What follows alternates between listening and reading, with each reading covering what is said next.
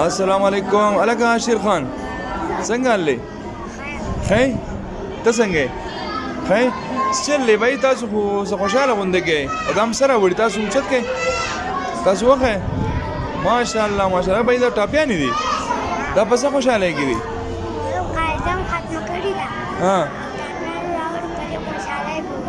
ماشاءالله قیدم ختم کړی دا نو اوس قران شریف شروع کوي ان شاء الله بده په خوشاله کې ټاپیان راوړي ځا الله دې ترقی درکړي او الله تعالی نورم کامیاب کا صحیح ده پابندی وکوي ها صحیح ده غیر حاضری بنه کوي ٹھیک ده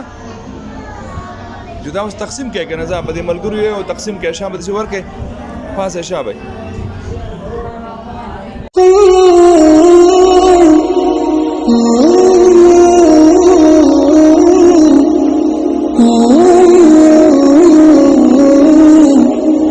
Mm-hmm.